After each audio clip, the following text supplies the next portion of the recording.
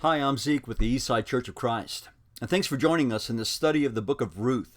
We are at the end of this book, which is such a beautiful, fast-moving drama, and we're going to find that this final chapter, Ruth chapter 4, brings us to a wonderful conclusion to this heartwarming drama that we've been following. Now, you recall, if you've studied this book before, it begins with almost unimaginable loss to a woman named Naomi. In chapter 1, we read about a woman named Naomi who had gone to the land of Moab during a time of famine in Israel. She'd gone there to find food with her family, and while there, she not only loses her husband, but also her two sons, who themselves had married Moabite women while they were in Moab. One of those women was a woman named Ruth. And when Naomi finds out that there's food again in Israel, she decides she's going back. And she gives her daughters-in-law the opportunity to go back with their families. Since their husbands are dead, Naomi must have figured that they've got no obligation to her, and so they could go on and rejoin their families, perhaps find new husbands, marry again, maybe even have families. But Ruth refuses. And we've got her stirring words that are forever enshrined for us in the book of Ruth, that have been used over and over and over again to express feelings of loyalty, of devotion. In chapter 1 of the book of Ruth, we've got Ruth's words where she says, "Where you go, I will go. Where you lodge, I will lodge. Your people shall be my people, and your God, my God. Where you die, I will die, and there I will be buried." Well, she promises to Naomi that she's not going to leave her. And they go back to Bethlehem together, where Ruth goes to work, finding a place, a field in which to glean since they get back during harvest time. She just happens to be gleaning in the field of a man named Boaz, who's not only a relative to Naomi, but Naomi makes sure that she knows he's not just a relative, he's a close relative, a redeeming relative. And we'll talk more about this idea of a redeemer in a moment. As we've been going through the book of Ruth, we've been noticing some wonderful, wonderful themes that come up. It's such a refreshment after going through the dark days of the book of Judges. And don't forget, the book of Ruth takes place during the Judges, when people were forsaking God in droves, when they were forgetting his law, abandoning his good for them, and going after idols. In those dark days of that book, which tells us that every man did whatever was right in his own eyes, we have this light that shines for us in the book of Ruth. This light that is Ruth herself. Such a wonderful woman. We find that there are highlights concerning good themes in the book of Ruth. One of those is the kindness that is shown from person to person, but always comes back to God. There's a word for this kindness that's used throughout the book of Ruth. It's the word hesed. This is a word that speaks of grace, of devotion, of blessing, of love. It's got a lot that's built into it. And we first find it being used by Naomi when she talks to her daughters-in-law in chapter 1. She tells them, "May Yahweh deal kindly with you as you have dealt with the dead and with me." Later on, we find that Ruth herself uses the same word to describe the kind actions that Boaz has taken towards her. She says, "I have found favor in your sight, my Lord, for you have indeed spoken kindly to your maidservant." And then later on, we find where Boaz uses the same word to refer to the actions of kindness that Ruth herself had showed to him. He tells her, "May you be blessed of Yahweh, my daughter. You have shown your last kindness to be better than the first." We've seen this several times in the book of Ruth, and we made note when we first began to study the book of Ruth that this trait of kindness goes back to God. In fact, God describes himself as being the one who is full of this kind of kindness. Sometimes it's translated loving kindness. God describes himself in Exodus chapter 34, verses 6 through 7, when he passes before Moses. And God said, Yahweh, Yahweh God, compassionate and gracious, slow to anger and abounding in loving kindness and truth, who keeps loving kindness for thousands. And this word is used again and again and again and again to refer to this trait of grace and goodness of God. In fact, we find it repeated in nearly every single verse in Psalm 136, where we're told to give thanks to Yahweh, for he is good, for his loving kindness is everlasting. We saw also another theme that comes up in the book of Ruth, that of a kinsman redeemer. And we looked at some ways in the Old Testament concerning different aspects through which a kinsman redeemer would act. A kinsman redeemer was a relative of someone who had lost something. And through the kind actions of this relative, he could restore, repurchase, or buy back those things that had been lost. And we find that concerning a person's property in Leviticus chapter 25 and in verse 25. If someone had lost their property because of poverty or some other reason, well, this close relative would be able to buy it back for them, to keep it in the family line. If someone had lost their freedom, perhaps they had sold themselves as a slave, as some sort of indentured servant, well, a close relative could buy their freedom back for them.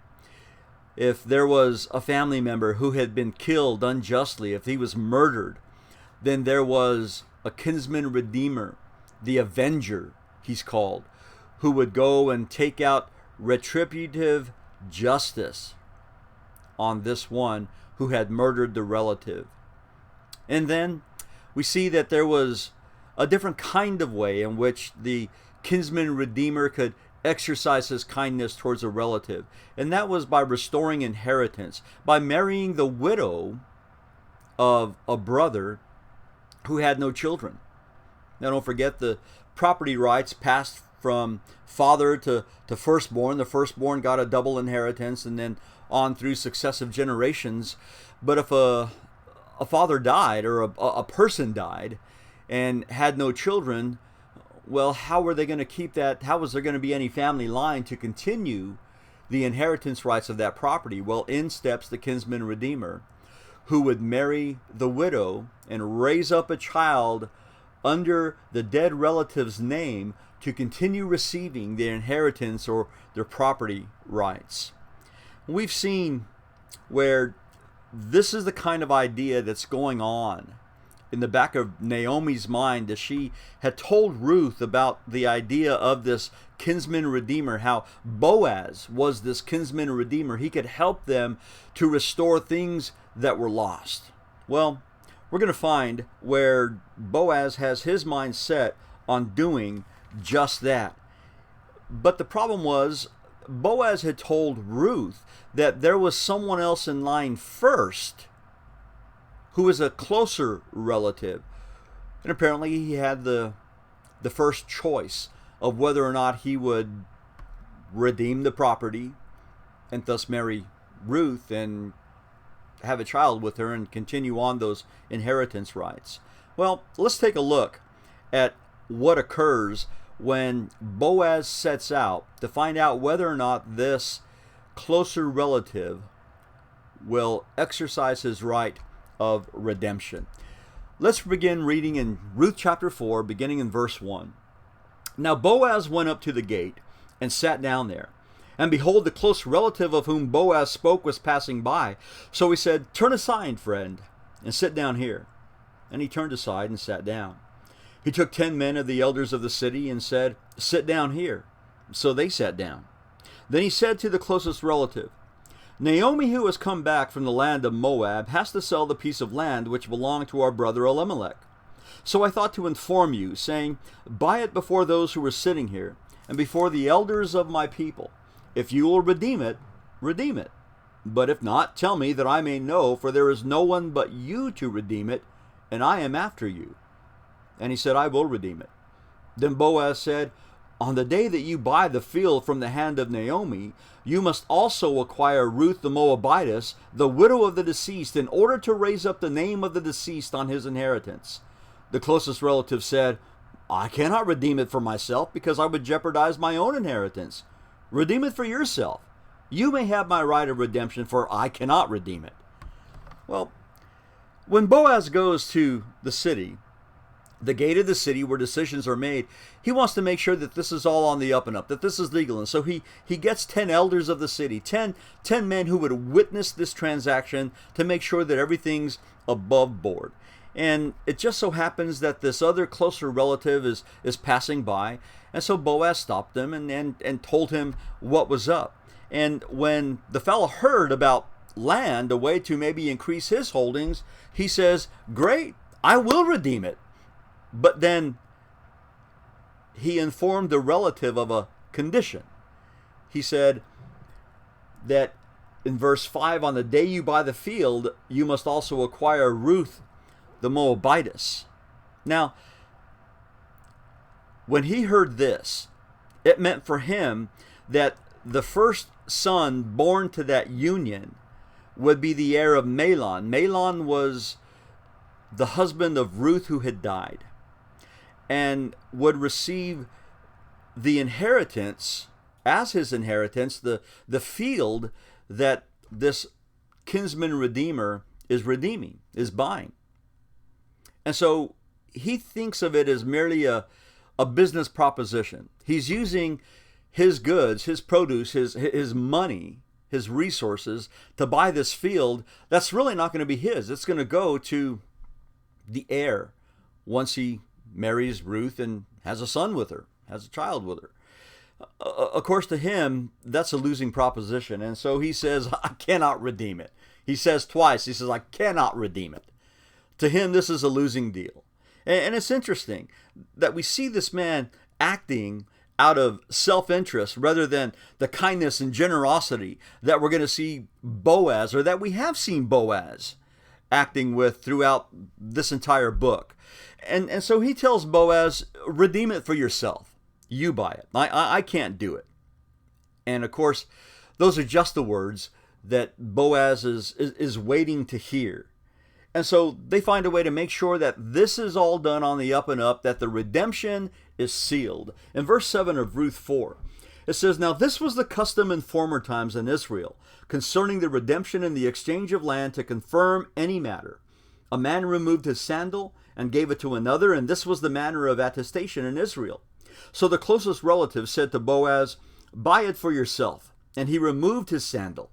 Then Boaz said to the elders and all the people, you are witnesses today that I have bought from the hand of Naomi all that belonged to Elimelech and all that belonged to Chilion and Mahlon. Moreover, I have acquired Ruth the Moabitess, the widow of Mahlon, to be my wife, in order to raise up the name of the deceased on his inheritance, so that the name of the deceased will not be cut off from his brothers or from the court of his birth date. You are witnesses today. All the people who were in the court and the elders said, we are witnesses. May Yahweh make the woman who is coming into your home like Rachel and Leah, both of whom built the house of Israel, and may you achieve wealth in Ephrathah, and become famous in Bethlehem. Moreover, may your house be like the house of Perez, whom Tamar bore to Judah, through the offspring which Yahweh will give you by this young woman. Let's take this in chunks. First of all, we see where the deal is sealed with a sandal. It says this was the custom in former times. And in order to make sure that everyone knows what's going on, verse 7 says, the man removed his sandal and gave it to another, for this was the manner, it says, of attestation in Israel. I guess that was the way of notarizing a deal. Nobody had a notary stamp, apparently, and so they would just trade sandals. And that was the way that they would finalize this deal. Now, under levirate marriage, which is this idea of the kinsman redeeming aspect that we find concerning a man marrying his brother's wife. There were also sandals involved in that kind of a deal, but they were used very differently. Compare this with me for a moment with what it says in Deuteronomy chapter 25. In Deuteronomy 25, we're told in verse 6 that for the firstborn that's born from a brother marrying his dead brother's wife, that child would assume the name of his dead brother, so that his name will not be blotted out from Israel. Verse 7 says, "But if the man does not desire to take his brother's wife, then his brother's wife shall go up to the gate to the elders and say, 'My husband's brother refuses to establish a name for his brother in Israel. He's not willing to perform the duty of a husband's brother to me.' Then the elders of his city shall summon him and speak to him. And if he persists and says, 'I do not desire to take her,' then his brother's wife shall come to him in the sight of the elders, pull his sandal off his foot, and spit in his face, and she shall declare, 'Thus it shall be done to the man who does not build up his brother's house. In Israel his name shall be called the house of him whose sandal is removed.'" So apparently, according to Deuteronomy chapter 25, the use of the sandal was a derogatory thing. It was something that brought scorn to the one who refused to do his duty. But here in Ruth chapter 4, we see this whole transaction being sealed with the removal of a sandal used in a very different way. And maybe it tells us something that we've already seen. Israel's flexibility with the law of God. How a lot of times they did customs according to their own good intentions. Maybe this is part of one of those times. But they sealed the deal. And of course, Boaz is happy to have done it. And he makes sure that the people who were standing by recognize that they're witnesses of this thing. "I've not only gotten the land," he said, "I've also acquired Ruth as my wife." And those witnesses bless him. They say in verse 11, "We are witnesses, and may Yahweh make the woman who was coming into your home like Rachel and Leah." Now, of course, we know Rachel and Leah were the wives of Israel. His name was changed to Israel from Jacob. They were the mothers of the 12 sons of Israel, who were the ancestors of the 12 tribes of Israel. And so this blessing says, may you have a multitude like Rachel and Leah did. May your house be built up. But then they also say, may your house be like the house of Perez, whom Tamar bore to Judah. Now, there's an interesting story that happens back in Genesis chapter 38 concerning one of the sons of Israel, one of the sons of Jacob. His name was Judah. And how a woman, a Canaanite woman, by the way, named Tamar, relies on this aspect of levirate marriage, even long before it was a law given by God, to raise up a household. And so it reminds us that aspects of what's going on here are very much in the mind of the writer of the book of Ruth. He's got his mind on this, and so he reminds us of it as the people bless Boaz. And so this redemption is finally accomplished. In Ruth chapter 4, beginning in verse 13, we're told, so Boaz took Ruth, and she became his wife, and he went into her. And Yahweh enabled her to conceive, and she gave birth to a son. Then the woman said to Naomi, blessed is Yahweh, who has not left you without a redeemer today, and may his name become famous in Israel. May he also be to you a restorer of life and a sustainer of your old age. For your daughter-in-law, who loves you and is better to you than 7 sons, has given birth to him. Then Naomi took the child and laid him in her lap and became his nurse. And the woman gave him a name, saying, a son has been born to Naomi. So they named him Obed, and he is the father of Jesse, the father of David. Now we'll get to that verse 17 here in a moment, but I want you to notice some things with me here. Boaz and Ruth married, and God blessed them with a son. And interestingly, the one who seems to receive the most congratulations for the birth of the son is Naomi, the grandmother. You remember at the very beginning of this book how Naomi had complained how bitterly she felt God had dealt with her. I've gone away full, she says, and God has brought me back empty. Well, we've seen that through the kindness of this loving daughter-in-law, Ruth. Ruth has been doing everything she could to fill up Naomi, certainly in a physical sense, but also emotionally and spiritually as well. But we see where Naomi is congratulated for the birth of now her grandson, who's named Obed, and we see how these women bless Ruth. They tell her, "Blessed is Yahweh," or rather they bless Naomi, I should have said, "who has not left you without a redeemer today, and may his name become famous in Israel. May he also be to you a restorer of life and a sustainer of your old age." Now, for Naomi, this was certainly a good wish for her. Remember, as a widow in this patriarchal type society, men were basically the breadwinners. And for a widow, especially one in Ruth's position, Naomi's position, it would have been exceedingly difficult for her to establish any kind of success. But now that this grandson is born, now that there is really an heir for her husband and her son's inheritance rights, well, maybe the tables are certainly turning. And that's what these women bless her about. But notice the things that are included in the blessing. It says that God has not left you without a redeemer, without someone to restore those things that were lost. And so may he also be to you not just a restorer of property, but a restorer of life and a sustainer of your old age.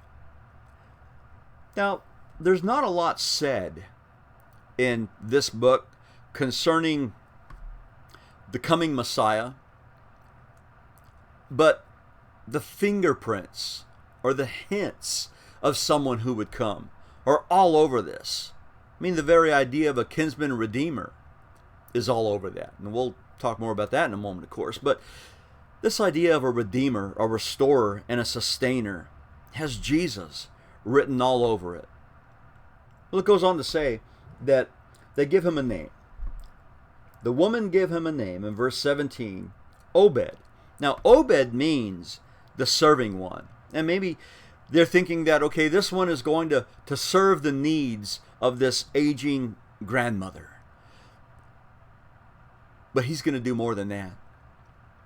His very existence is going to serve as a conduit, a vehicle to one who would come after him. A very famous person. Israel's most famous king, David.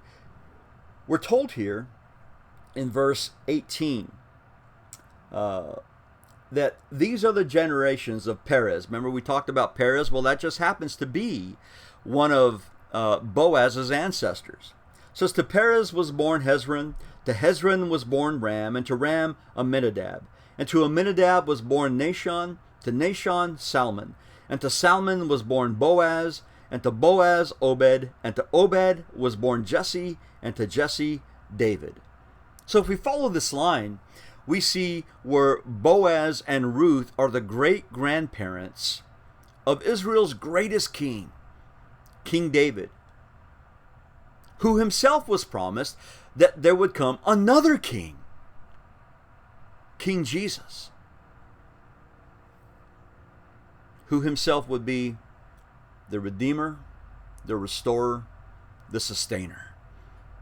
So many beautiful things that go on in the book of Ruth, and we find for us that this is a very satisfying conclusion to the book. We love how it ends because we love the characters in this book. We can feel for Naomi as she loses all that she holds dear, the blows of the losses of her husband and then her two sons, and our hearts are touched by Ruth, who herself, even as a Moabite, even as a foreigner, is a living example of a virtuous woman. She was faithful to her husband. She was faithful to her mother-in-law. She humbly served in difficult, hard, menial labor. She was obedient under trying circumstances, and she took refuge under the wings of the God of Israel. And God blessed her for that. He gave her rest and security. And not only did God bless her with a loving, kind, generous husband, a good name, but also a son. And it's interesting to me that of the women that we read about, Ruth is one of those who receives, at least in our minds, the greater honor, the greatest honor, aside from Mary, who bore the Savior of the world. But Ruth becomes not only the ancestor of King David, but certainly the ancestor of King Jesus as well.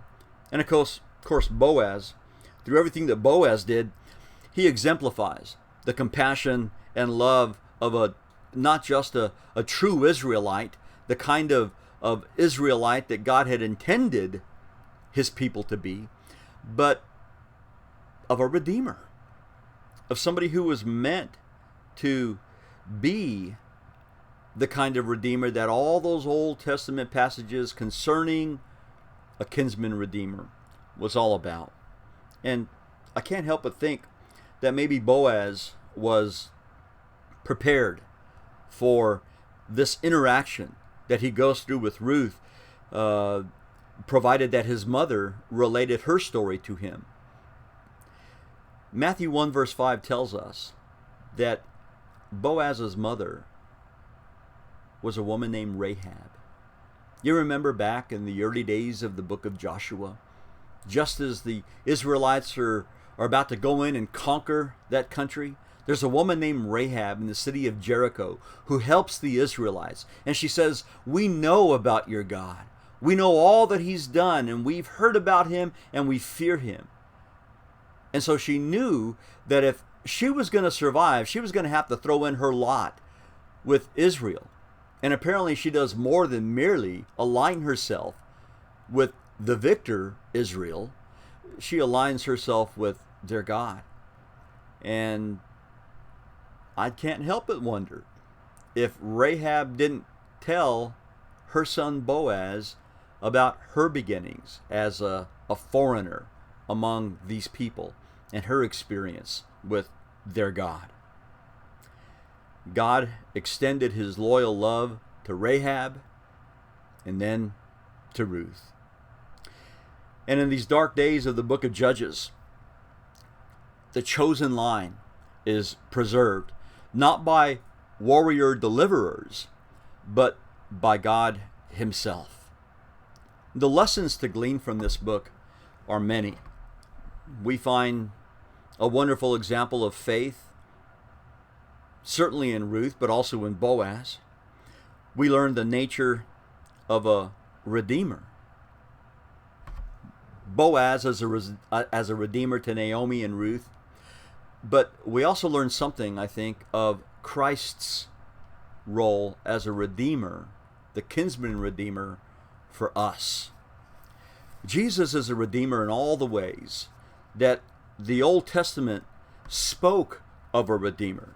As far as prophecy, as far as property, if you want to call it that, Jesus redeems us for an inheritance in heaven. 1 Peter 1 verses 3 and 4 tell us, "Blessed be the God and Father of our Lord Jesus Christ, who according to his great mercy has caused us to be born again to a living hope, through the resurrection of Jesus Christ from the dead, to obtain an inheritance, which is imperishable and undefiled and will not fade away, reserved in heaven for you." Jesus reminded us that there is a place, in fact, there are many dwelling places, which he has prepared for us. Jesus is our kinsman redeemer in the aspect of buying back for us freedom that we'd lost from sin. In John chapter 8 and in verse 36, Jesus said, "If the Son makes you free, you are free indeed." Jesus certainly has freed us, has bought us back from the shackles and the slavery of sin. Jesus is our kinsman redeemer as far as not only justice but justification goes. In Romans 3 and in verses 4 and 5, in Romans 3 verse 24, Paul says that we are justified as a gift by his grace through the redemption which is in Christ Jesus. And because of that, we have this inheritance.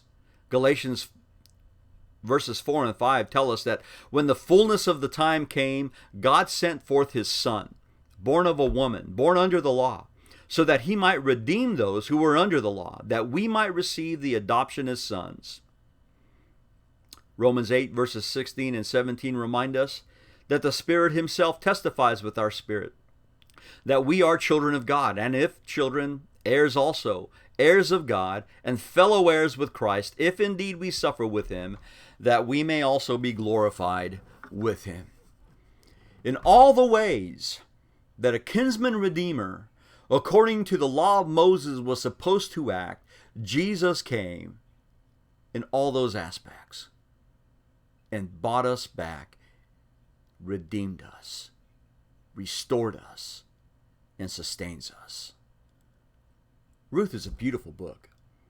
There's so much in it. I've titled this study, Hope for the Hopeless, because that's exactly what it is. It was hope for Naomi, and it was hope for Ruth. But more than that, it's hope for us. In Isaiah 43 and verse 1, God through Isaiah speaks to the nation of Israel, but the sentiments of that expression echo to us. Do not fear, for I have redeemed you. I have called you by name. You are mine. Thanks for joining us in this study of the book of Ruth. It's been a joy. May God bless you.